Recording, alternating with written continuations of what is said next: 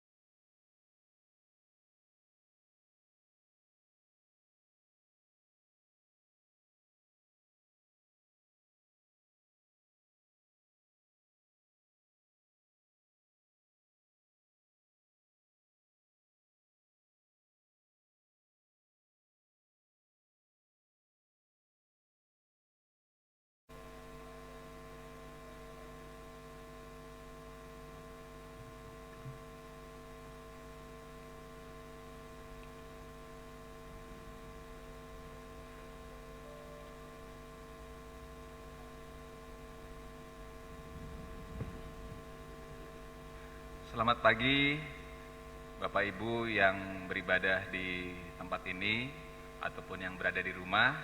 Shalom. Shalom. Marilah kita mempersiapkan ibadah kita kali ini dengan cara live streaming. Walaupun di rumah Bapak Ibu dapat berkumpul bersama dengan keluarga dengan menciptakan suasana yang hikmat sehingga kita dapat beribadah dengan baik. Dan untuk anak-anak juga mohon bimbingan. Tadi pagi sudah dilaksanakan ibadah untuk anak. Bapak Ibu bisa membimbing anak-anak untuk melakukan aktivitas ataupun ikut Bapak Ibu bersama beribadah dengan bersama. Marilah kita mempersiapkan bacaan Alkitab kita dan juga siapkan hati dan pikiran kita untuk memasuki ibadah Minggu Paskah keempat pada tanggal 3 Mei sekarang ini. Bapak Ibu, kami haturkan untuk bangkit berdiri. Kita siapkan nyanyian dari Kidung Jemaat 397.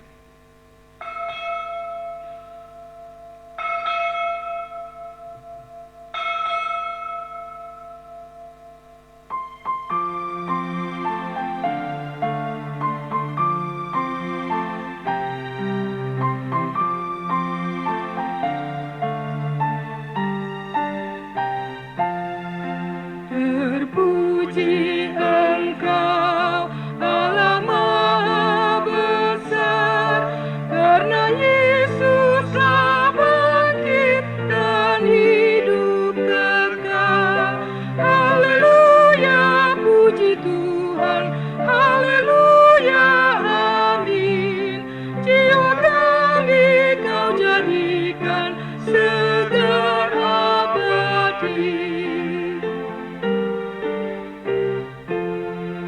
Dimuliakanlah Anak Domba Kudus yang mengorbankan diri jadi penebus.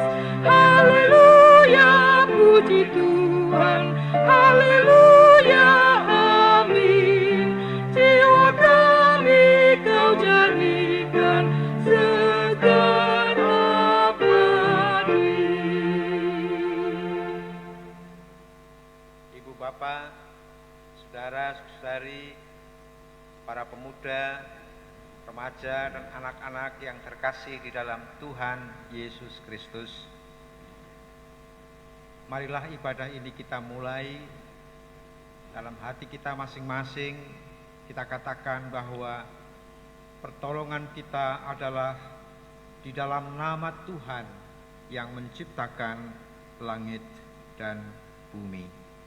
Amin. Kasih karunia dan damai sejahtera dari Allah Bapa kita dan dari Tuhan Yesus Kristus menyertai saudara sekalian. Dan menyertai saudara juga. Silahkan duduk.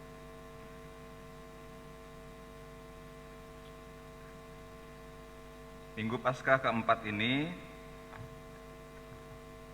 dengan tema mempersaksikan Allah dalam karya nyata, agar jemaat mengerti panggilan hidupnya sebagai domba yang telah menerima penggembalaan dari Tuhan.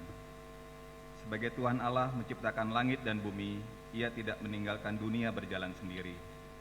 Sebaliknya, Ia terus terlihat di dalam kehidupan umatnya dan di dalam pemeliharaan ciptaannya. Allah tidak seperti seorang ahli pembuat jam yang hanya membuat lalu membiarkan jam itu berjalan sendiri. Ketika menciptakan semesta, Allah adalah Bapa dan Gembala yang penuh kasih, yang senantiasa memelihara apa yang telah diciptakannya. Perhatian Allah yang terus-menerus atas ciptaan dan umatnya, secara doktrin disebut pemeliharaan Allah. Pernyataan Alkitab menunjukkan bahwa pemeliharaan Allah bukan sebuah doktrin abstrak, tetapi berlaku untuk kehidupan sehari-hari di dalam dunia yang jahat dan berdosa. Mengatakan bahwa Allah mengizinkan penderitaan tidak berarti bahwa Allah menyebabkan semua kejahatan yang kita alami di dunia ini, atau bahwa Dia secara pribadi menetapkan semua tragedi dalam kehidupan ini. Allah tidak pernah menyebabkan kejahatan atau ketidaksalehan. Sekalipun demikian, kadang-kadang Ia mengizinkannya terjadi, mengarahkannya dan menguasainya supaya mengerjakan kehendak-Nya, melaksanakan maksud penebusannya, dan di dalam segala sesuatu mendatangkan yang baik bagi mereka yang setia kepadanya. Mari Bapak Ibu kita menyanyikan pujian dari NKB 21 ayat 1 dan 2.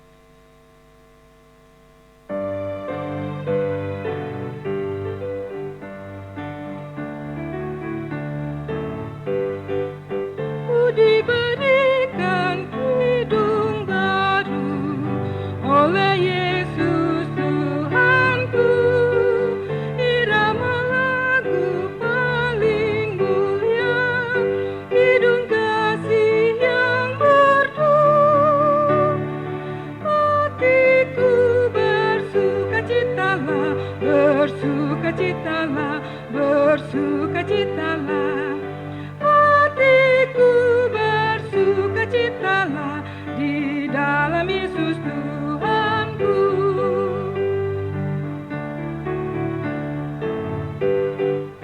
Ku mengasihi Tuhan Yesus yang tersalib bagiku, segala dosaku dihapusnya hingga baru hidupku. Hatiku bersukacitalah, bersukacitalah, bersukacitalah. Hatiku bersukacitalah di dalam Yesus Tuhanku. Jemaat yang dikasihi dan mengasihi Tuhan, setiap kali kita datang dalam ibadah kepada Tuhan, kita diingatkan akan firman Tuhan yang demikian. Kasihilah Tuhan Allahmu dengan segenap hatimu, dan dengan segenap jiwamu, dan dengan segenap akal budimu. Itulah hukum yang terutama dan yang pertama. Dan hukum yang kedua yang sama dengan itu ialah, kasihilah sesamamu manusia seperti dirimu sendiri. Pada kedua hukum inilah tergantung seluruh hukum Taurat dan kitab para nabi. Demikian sabda Tuhan. Dengan rasa sesal dan malu dan dengan segala kerendahan hati, marilah kita mengaku dosa-dosa kita di hadapan Allah dengan doa secara pribadi.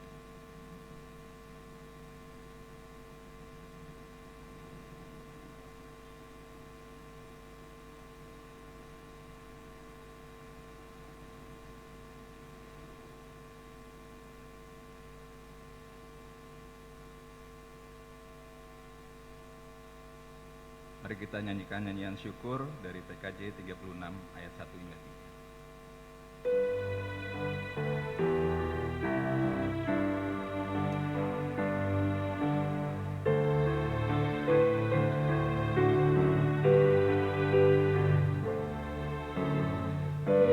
Yesus Raja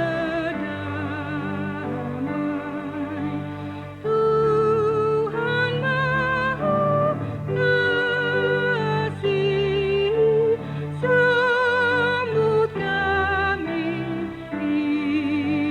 ini dalam rahmat-Mu.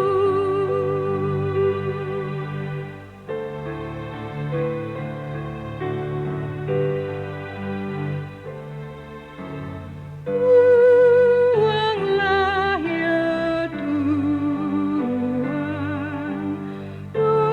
dosa-dosa kami, rantai kuasa jahat Kau putuskanlah.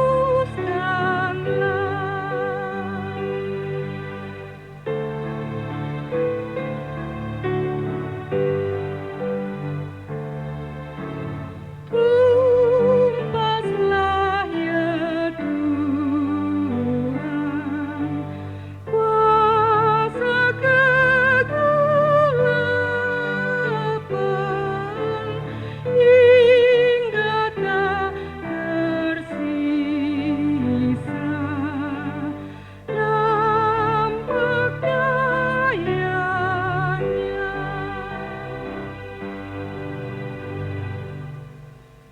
Sebagai hamba Tuhan, saya memberitakan bahwa setiap orang yang mau merendahkan diri di hadapan Tuhan dengan mengaku dan menyesali dosa-dosanya, serta berusaha dengan sungguh-sungguh to be honest.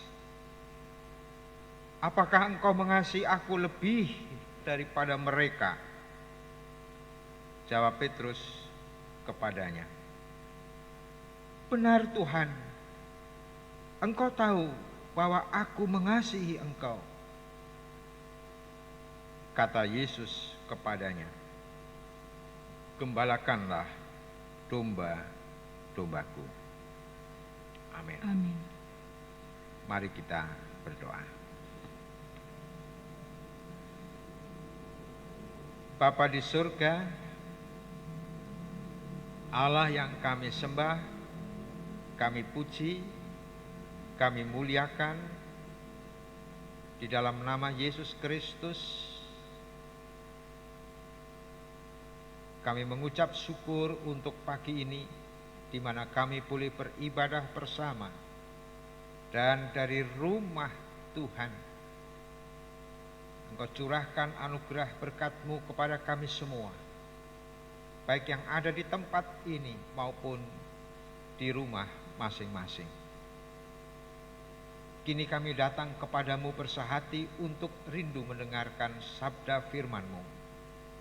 Maka tolonglah kami ya Tuhan, supaya kami yang bodoh ini, juga hamba-Mu yang lemah ini, Engkau beri hikmat, agar firman-Mu dapat sampai ke dalam hati kami. Berfirmanlah ya Tuhan, kami sedia mendengar. Dalam Kristus Sang Firman yang hidup, kami memohon kepadamu. Amin.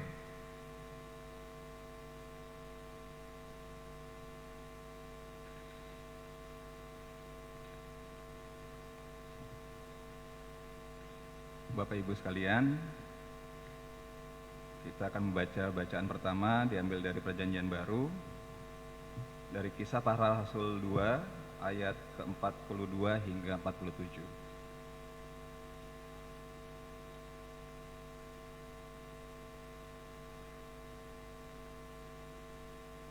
Kisah Para Rasul 2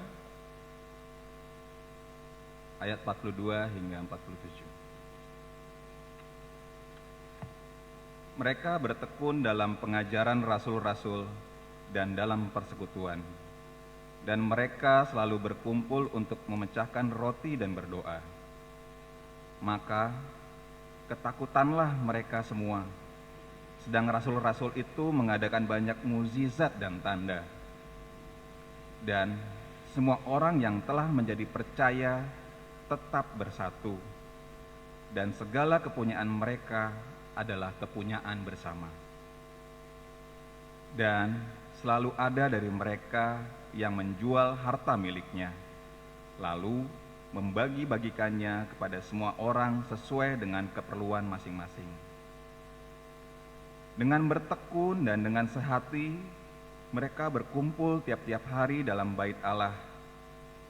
Mereka memecahkan roti di rumah masing-masing secara bergilir dan makan bersama-sama dengan gembira dan tulus hati, sambil memuji Allah, dan mereka disukai semua orang, dan tiap-tiap hari Tuhan menambah jumlah mereka dengan orang yang diselamatkan.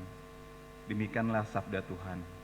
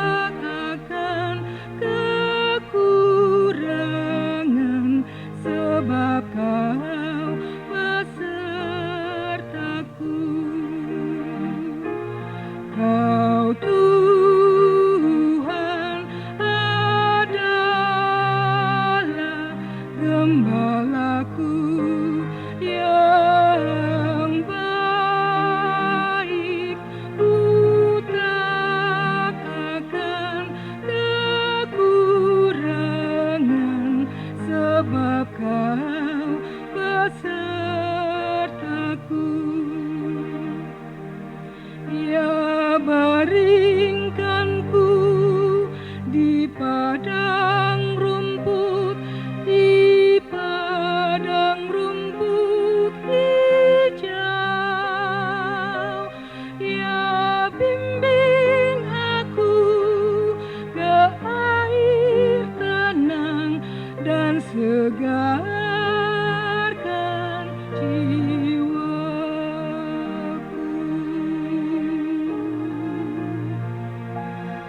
Kau Tuhan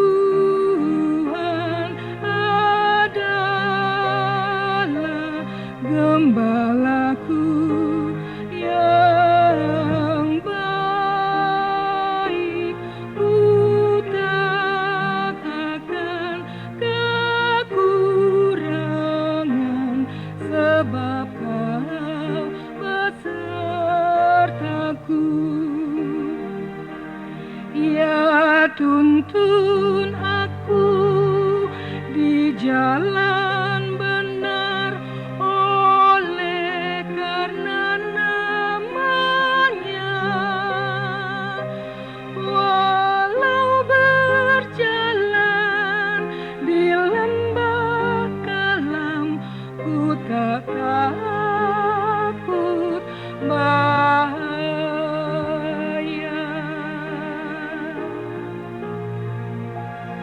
Kau Tuhan adalah gembalaku yang baik.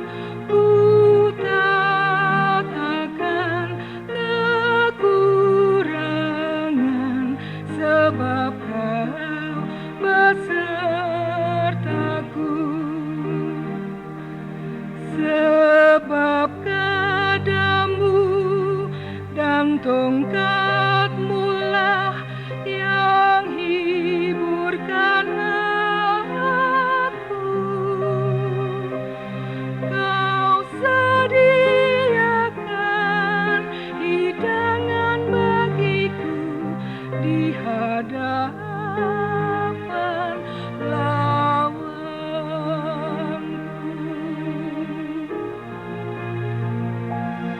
Kau Tuhan adalah gembalaku yang baik. Ku tak akan kekurangan, sebab Kau besertaku.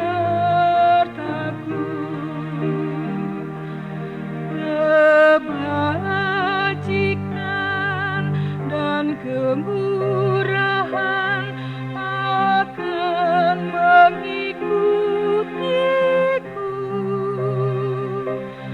dan ku kan diam di rumah Tuhan sepanjang masa. Kau Tuhan adalah gembalaku yang baik. Ku tak akan kekurangan, sebab Kau besertaku.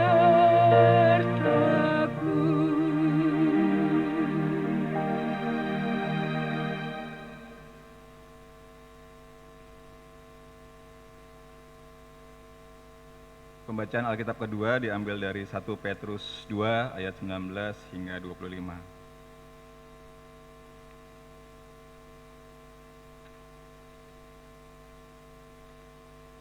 Satu Petrus 2 ayat 19 hingga 25. Sebab adalah kasih karunia jika seorang karena sadar akan kehendak Allah menanggung penderitaan yang tidak harus ia tanggung.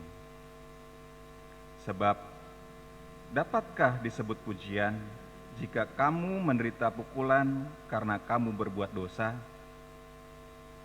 Tetapi jika kamu berbuat baik dan ia tidak berbuat dosa dan tipu tidak ada dalam mulutnya, ketika ia dicaci maki, ia tidak membalas dengan mencaci maki. Ketika ia menderita, ia tidak mengancam, tetapi ia menyerahkannya kepada Dia yang menghakimi dengan adil.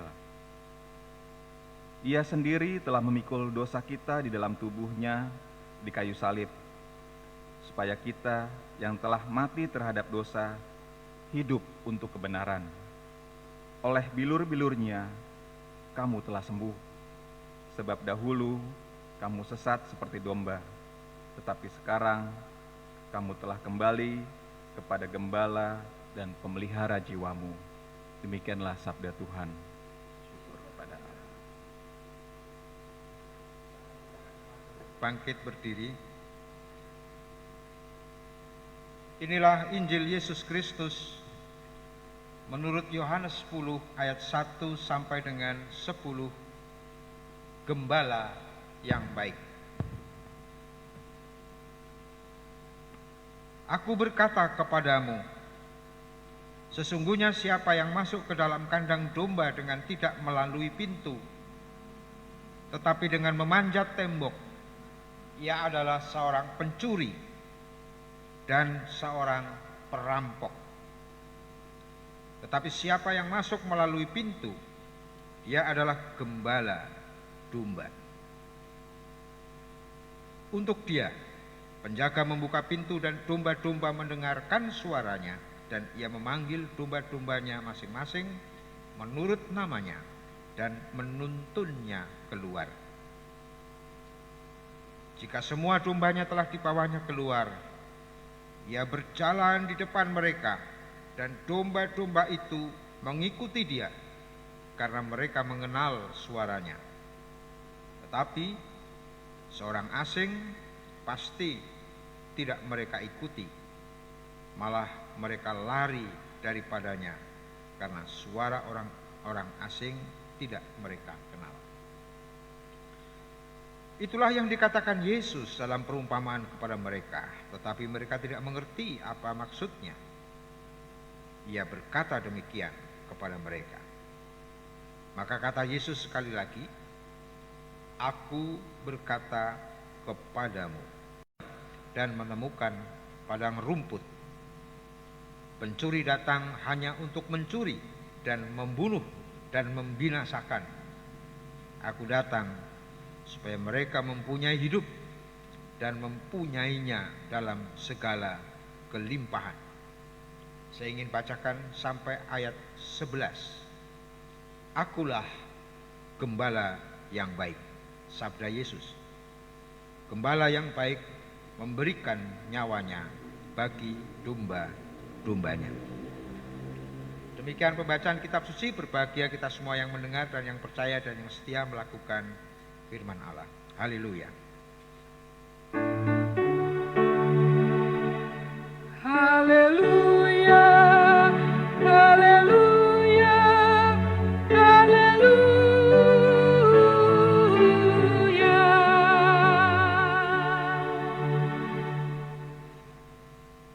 Bapak, Ibu, dan saudara-saudari serta para pemuda, remaja, anak-anak yang dikasih dan mengasihi Tuhan Yesus Kristus.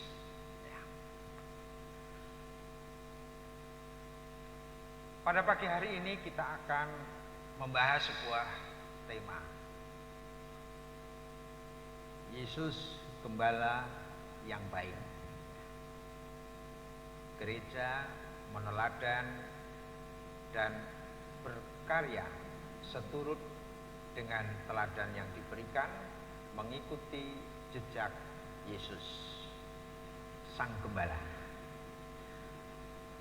Untuk dapat memahami apa arti gembala yang baik, baik dalam teks Mazmur 23, baik dalam Injil Yohanes pasal 10, maka kita perlu mengerti bagaimana kehidupan para gembala di padang. Ada gembala yang baik, ada gembala yang tidak baik. Nah, kehidupan di padang. Para gembala di Israel berbeda dengan para gembala di Indonesia pada umumnya atau di Jawa pada khususnya. Gembala di Israel itu tinggal di padang, padang yang gersang, tidak banyak pepohonan, paling ada rumput-rumput, itu pun tidak sesubur rumput di negeri kita. Tempat tinggal mereka padang dengan bukit-bukit batu. Bukit-bukit batu, di dalam bukit-bukit itu ada juga apa namanya? Gua-gua gitu. Biasa bukit batu kapur ya, misalnya. Nah, itu catatan pertama. Gembala tinggal di padang dengan domba-dombanya. Catatan yang kedua, gembala di Israel biasanya membawa tongkat. Nah, saya membawa tongkat. Tongkat gembala itu ujungnya ada lengkungnya. Karena ada tugas gembala yang harus dilakukan, biasa dikerjakan. Tanah yang berbatu dan pegunungan membuat para domba itu seringkali terpeleset atau jatuh ke jurang. Maka tongkat ini berguna untuk menolong ya, domba yang terpeleset, domba yang jatuh ke jurang. Tongkat gembala ini dipakai untuk mengait leher domba, atau bukan leher tapi pada bagian dada, diangkat. Tongkat gembala juga dipakai oleh para gembala untuk menghadapi musuh. Siapa musuhnya? Ya, namanya kehidupan di padang. Musuhnya itu banyak. Bisa juga ular. Wah, ular yang mau memakan domba-domba atau terutama anak domba. Maka gembala harus berusaha membunuh ular. Dia harus berani melawan ular. Bukan hanya ular, kadang binatang buas. Kita ingat cerita Simpson misalnya. Apa yang dihadapi oleh Simpson? Bahkan singa. Gembala harus berani melawan singa. Wah, luar biasa ya. Ini fungsi dari tongkat gembala.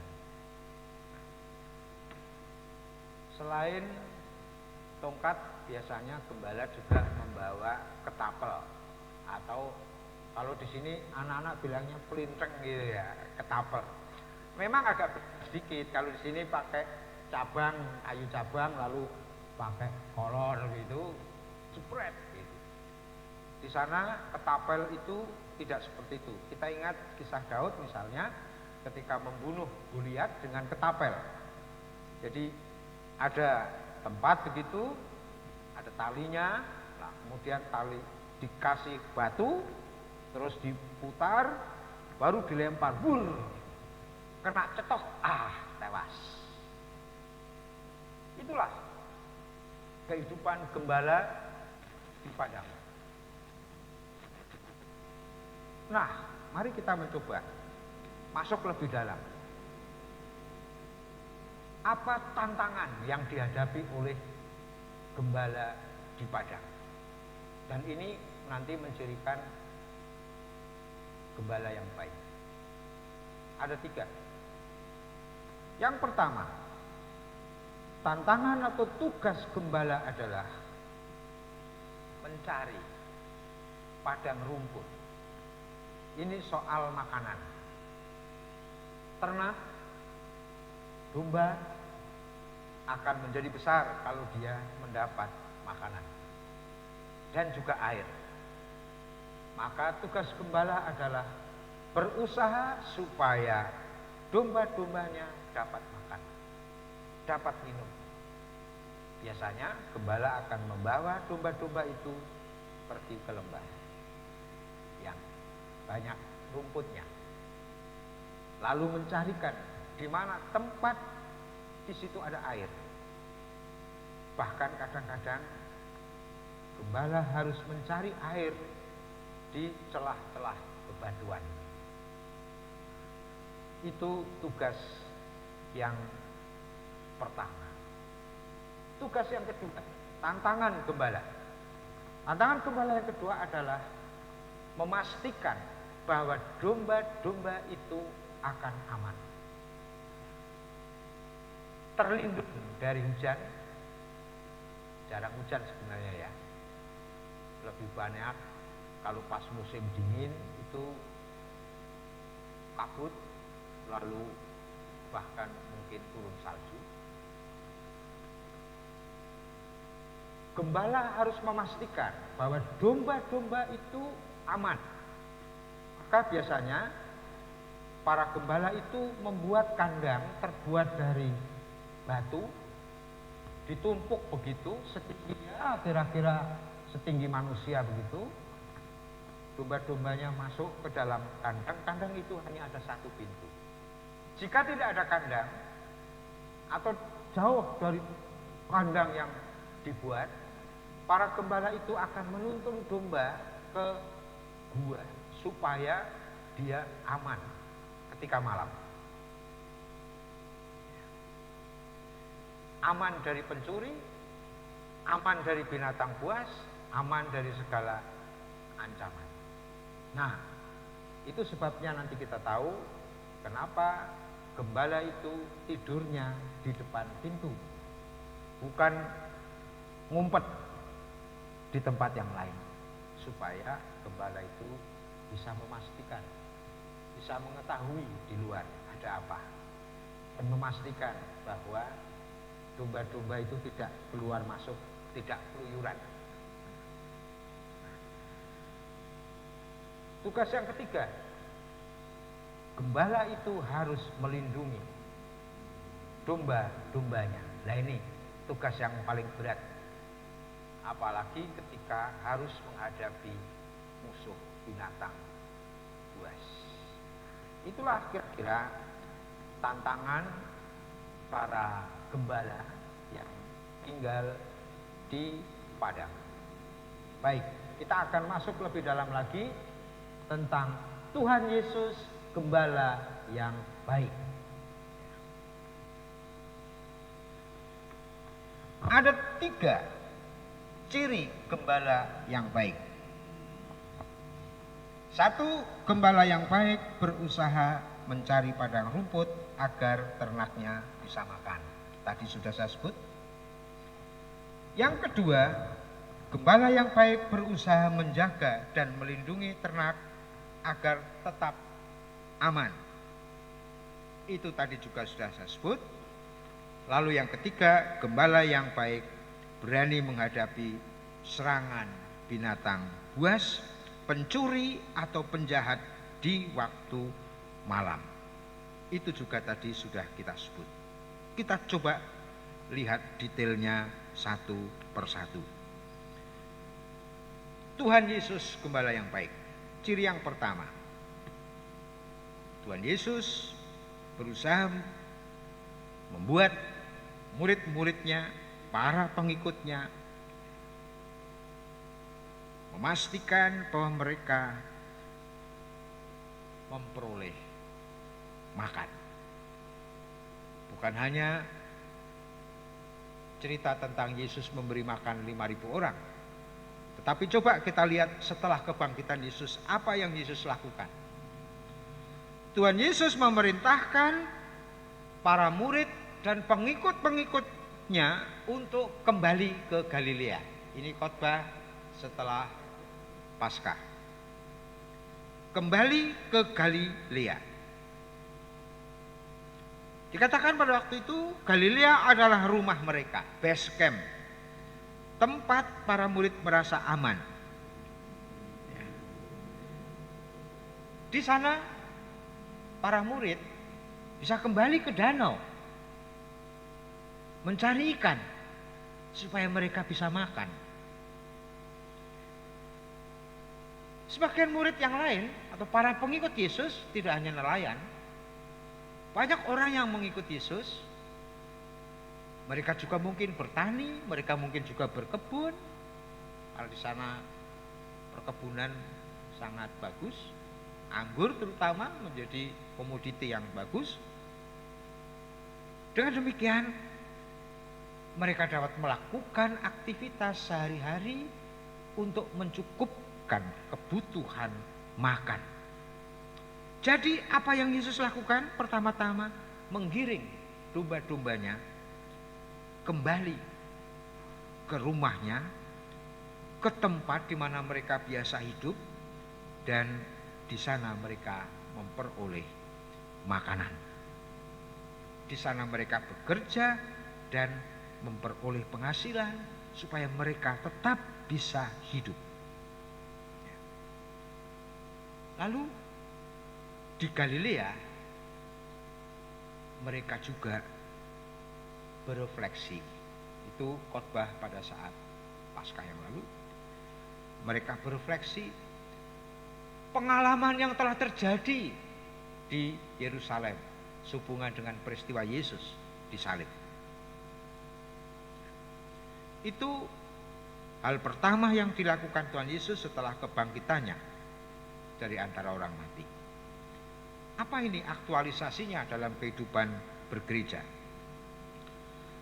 Ajakan Tuhan Yesus untuk kembali ke Galilea dapat dimaknai sebagai yang pertama, upaya pemulihan kehidupan para murid itu, yaitu kehidupan jasmani maupun kehidupan rohani.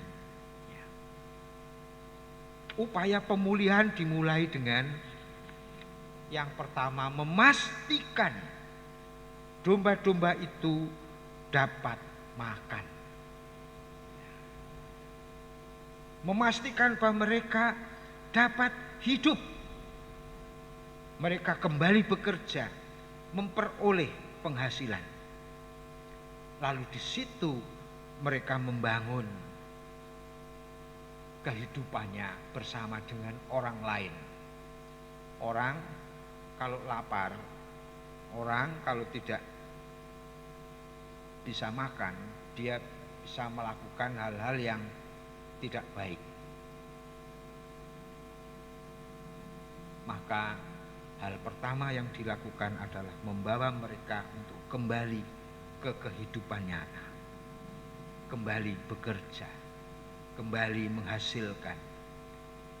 Hal yang kedua, selain upaya pemeliharaan kehidupan jasmani, apa yang dilakukan oleh Yesus adalah pemeliharaan iman.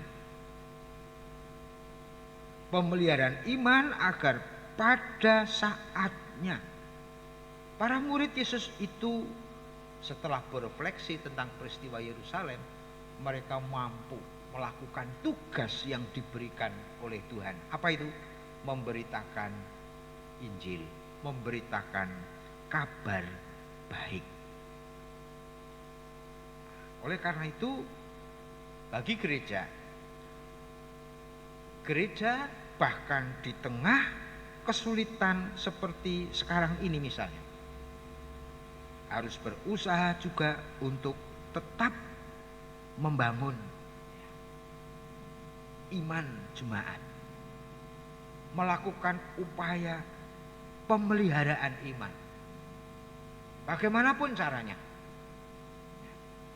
melalui khotbah, entah live streaming, entah siaran tunda,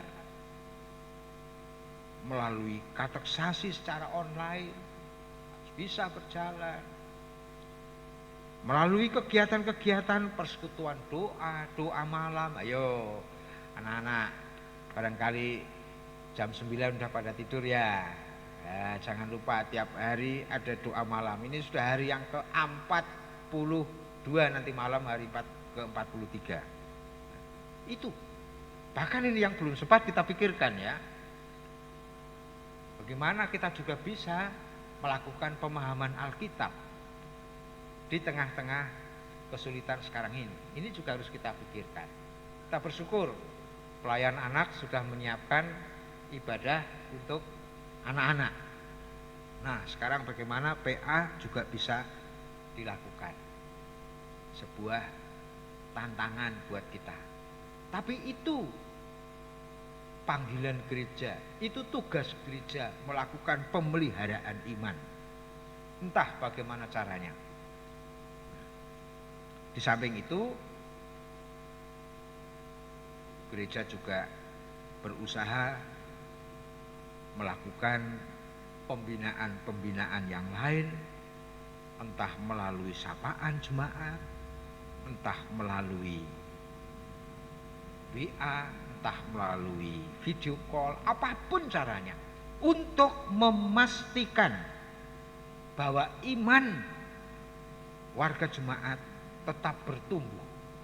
Tujuannya apa? Supaya kita semua tetap dapat bersaksi. Gereja tidak akan mati. Injil adalah kekuatan Allah yang menyelamatkan setiap orang yang percaya. Ia menembusi kebudayaan, ia menembusi segala kesulitan, ia menembusi segala keadaan. Injil adalah power of God.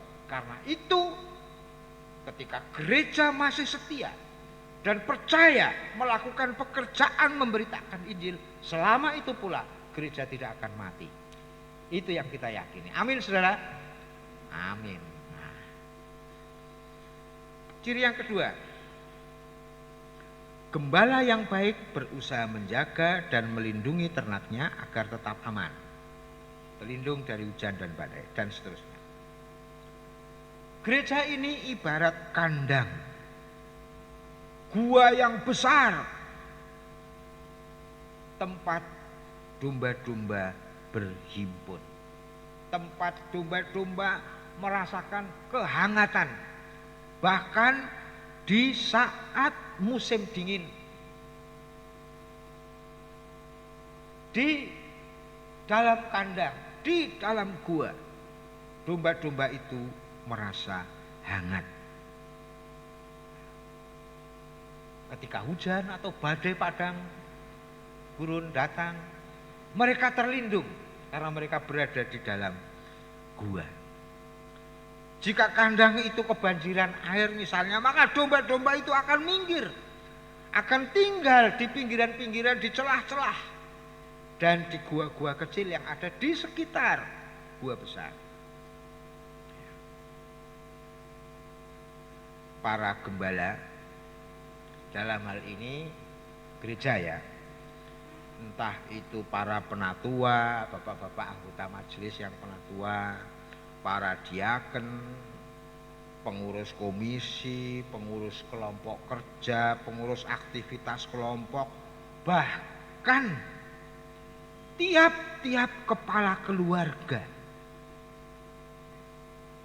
sebagai gembala pasti akan berusaha menjaga kawanan dombanya.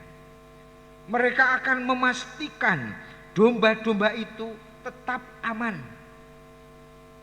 Dan yang terpenting juga tetap mendapat makanan. Makanan jasmani maupun makanan rohani. Apa itu artinya? Bagi gereja, para gembala, penatua, pendeta, diaken, pengurus aktivitas kelompok harus memastikan bahwa warga gereja tidak ada yang mati kelaparan.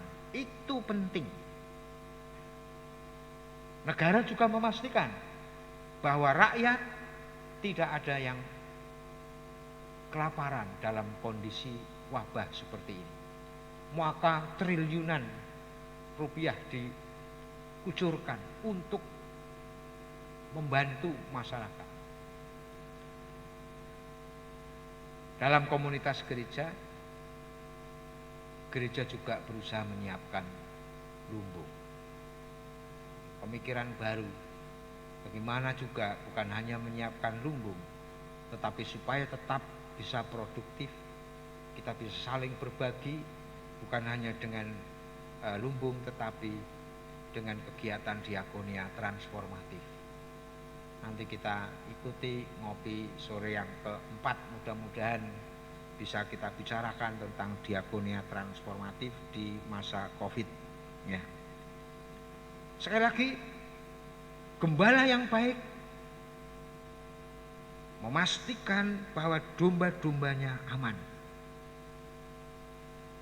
Ciri yang ketiga, gembala yang baik berani menghadapi serangan binatang buas, pencuri, penjahat, perampok.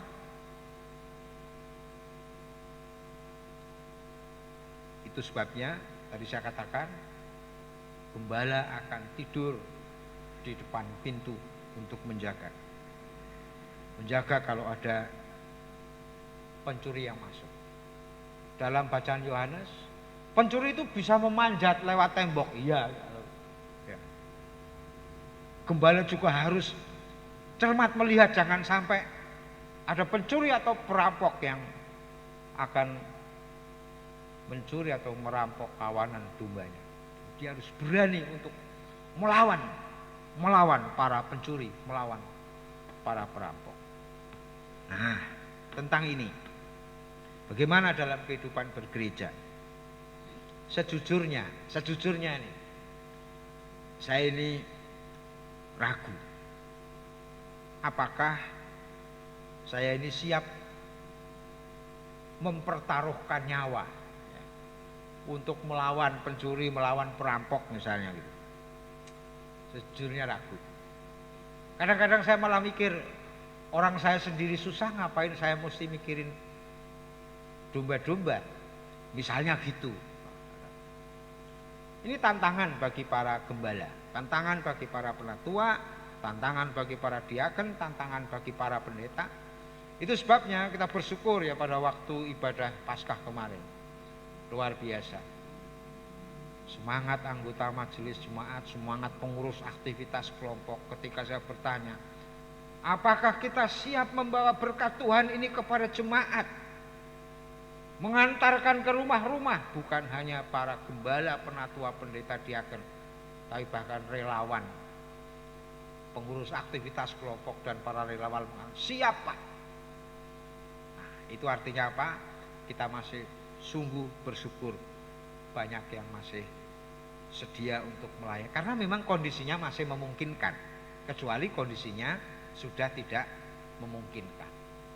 Nah, saudara, sekali lagi, ketika harus menghadapi musuh, apakah seorang gembala berani mempertahankan nyawa, mengorbankan nyawanya? Ini pertanyaan yang tidak mudah untuk kita masing-masing. Satu hal yang kita tahu, hanya Tuhan Yesus gembala yang baik. Itu sebabnya bacaan Yohanes 10 ayat 11 mengatakan, akulah gembala yang baik. Gembala yang baik memberikan nyawanya bagi domba-dombanya. Mari kita bekerja, mari kita berkarya. Bagaimana kita bisa juga mempertaruhkan pelayanan kita bagi kehidupan domba-domba Allah. Tuhan memberkati. Amin.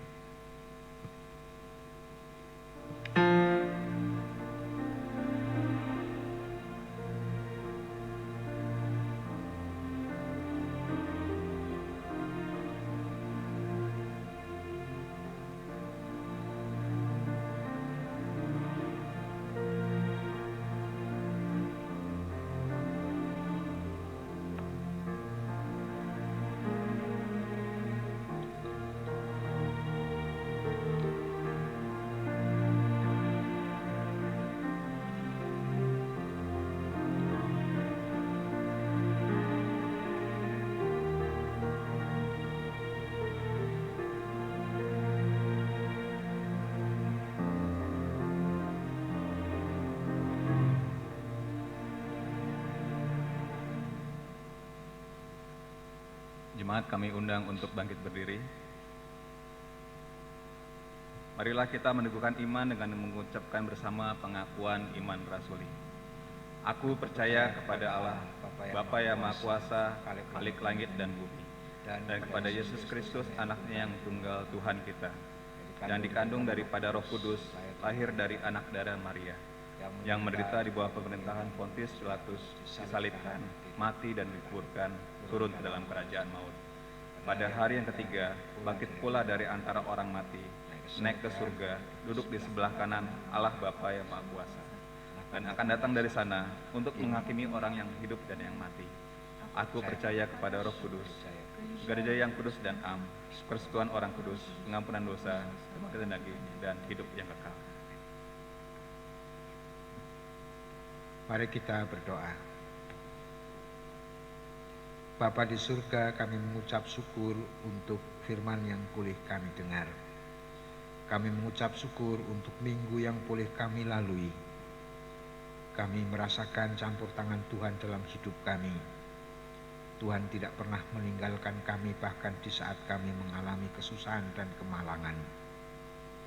Kami hendak berdoa bagi anak-anak kami, bagi para orang tua kami, mereka yang rentan terhadap wabah COVID-19.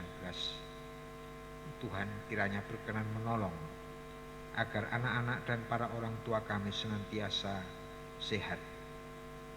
Biarlah ya Tuhan, selama kami boleh beraktivitas di rumah, kami juga boleh tetap dikuatkan oleh Tuhan, sehingga jiwa kami, pikiran kami, bahkan tangan dan kaki kami masih bisa melakukan dan memikirkan hal-hal yang baik, hal-hal yang bermanfaat.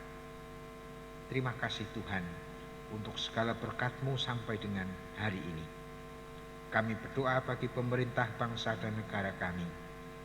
Tuhan berkati para pemimpin bangsa kami di dalam mengatasi kesulitan yang sedang kami hadapi bersama sebagai bangsa.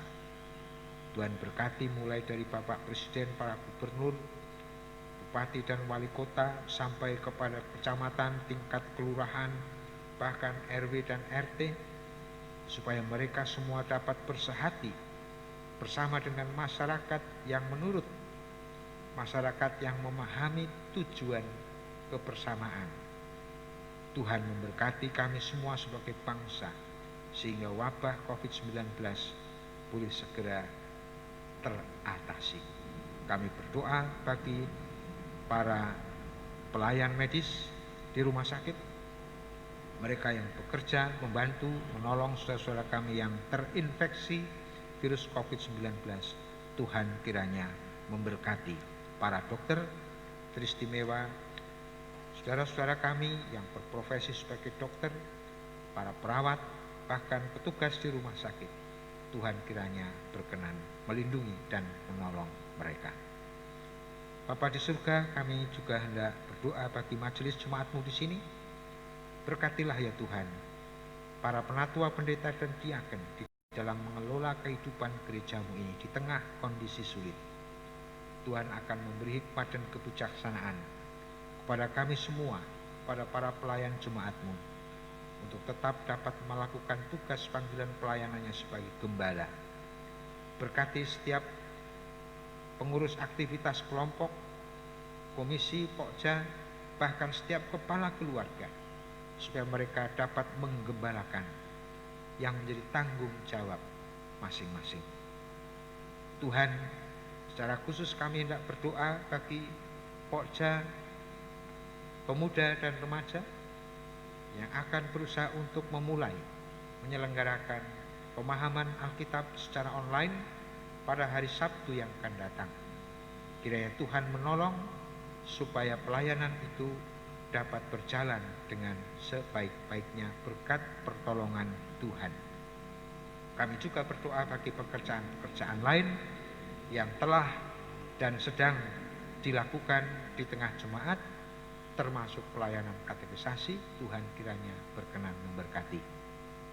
Terima kasih Bapa di surga, kami mau serahkan kehidupan kami seminggu yang akan kami jalani ke dalam tangan kasih Tuhan. Biarlah kami yang bekerja dari rumah, Tuhan tetap tolong supaya kami dapat melakukannya dengan baik. Anak-anak kami yang juga harus belajar dari rumah, Tuhan kiranya tolong supaya anak-anak kami dapat belajar dengan baik. Demikian Bapa di surga, ampuni salah dan dosa kami, dan sempurnakanlah doa kami yang kami persembahkan padamu di dalam nama Tuhan Yesus Kristus. Amin. Berdoa, mengucap syukurlah dalam segala hal, sebab itulah yang dikehendaki Allah di dalam Kristus Yesus bagi kamu.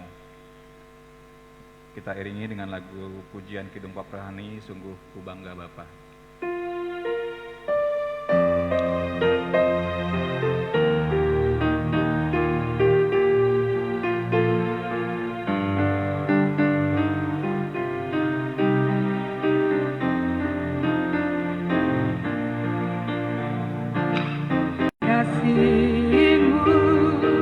Kasih-Mu menyelamatkan dan beriku pengharapan. Kini ku persembahkan apa yang aku miliki. Memang tiada berarti bila dibanding dengan kasih-Mu. Namun ku ingin memberi dengan sukacita di hati, karena ku tahu ini menyenangkan hati-Mu.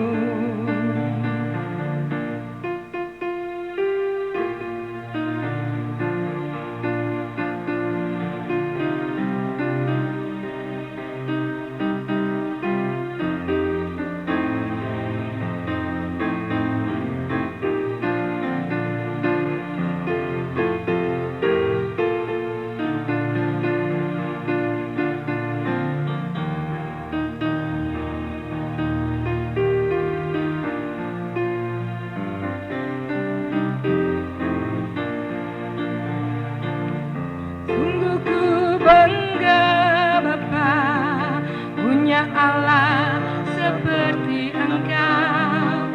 Sungguh ku bangga Yesus atas segala pengorbanan-Mu.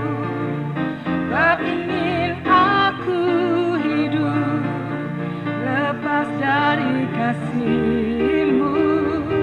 Kasih-Mu menyelamatkan dan beriku pengharapan. Kini ku persembahkan apa yang aku miliki. Memang tiada berarti bila dibanding dengan kasih-Mu. Namun ku ingin memberi dengan sukacita di hati, karena ku tahu ini menyenangkan hati-Mu. Karena ku tahu ini menyenangkan hati-Mu.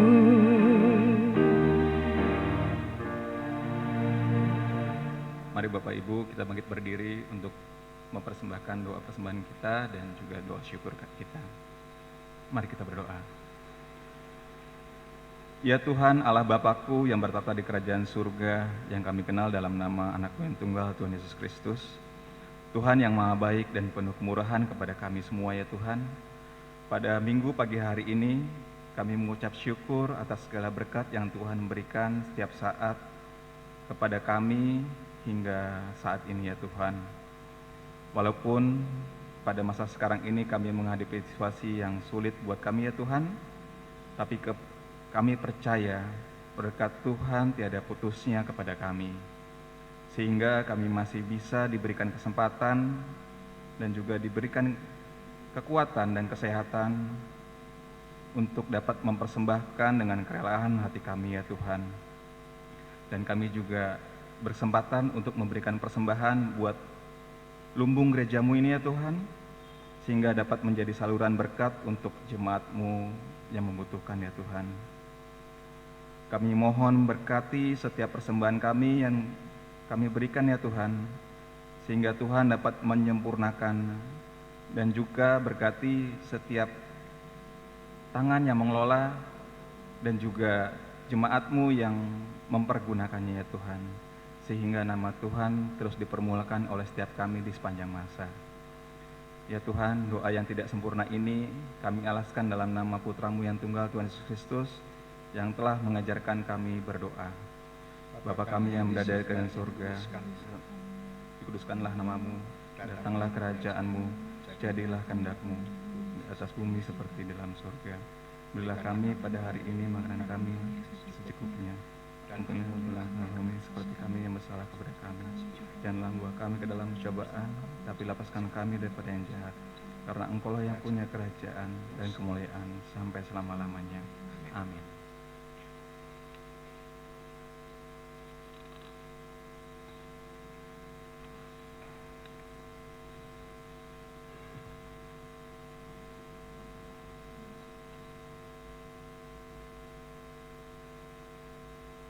Pembacaan warta dapat dilakukan Bapak Ibu sendiri secara mandiri. Kita tetap bangkit berdiri untuk menyanyikan lagu pengutusan Gembala yang Baik.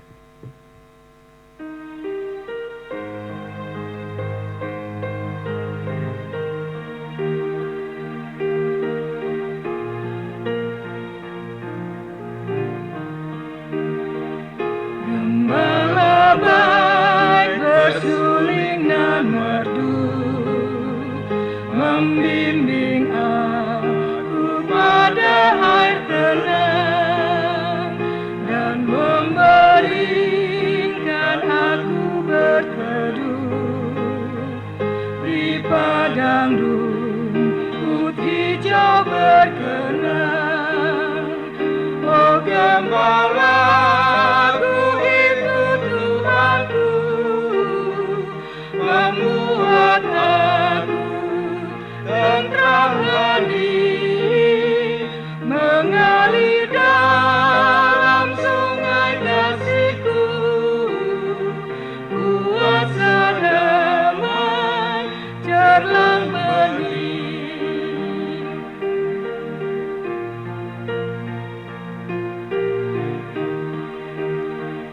Di jalan maut kelam sekalipun, ku tidak takut pada seteru, sebab Gembala adalah teman dan juru selamat bagi diriku. Oh Gembalaku itu Tuhanku, membuat aku tentram hening, mengalir dalam sungai kasih-Ku, kuasa damai cerlang bening. Arahkanlah hatimu kepada Tuhan dan pandanglah dunia. Jadilah saksi Kristus.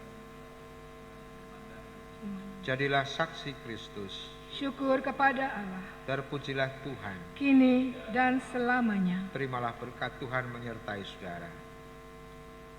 Tuhan memberkati engkau dan melindungi engkau. Tuhan menyinari engkau dengan wajah-Nya dan memberi engkau kasih karunia.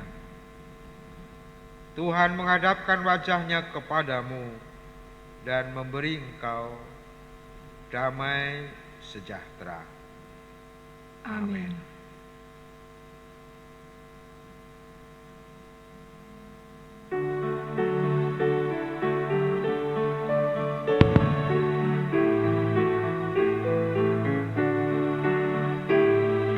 Tuhan, Kau Gembala kami, tuntun kami domba-Mu, berilah kami menikmati hikmat pengorbanan-Mu. Tuhan Yesus Juru Selamat, kami ini milik-Mu.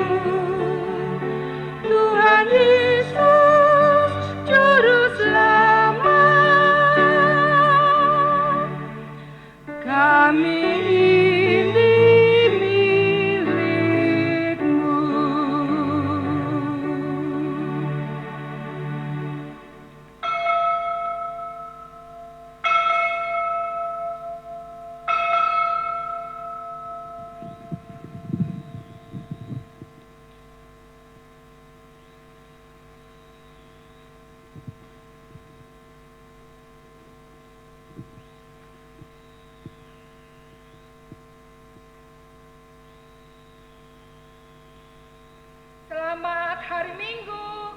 Tuhan Yesus memberkati kita selalu. Tetap semangat.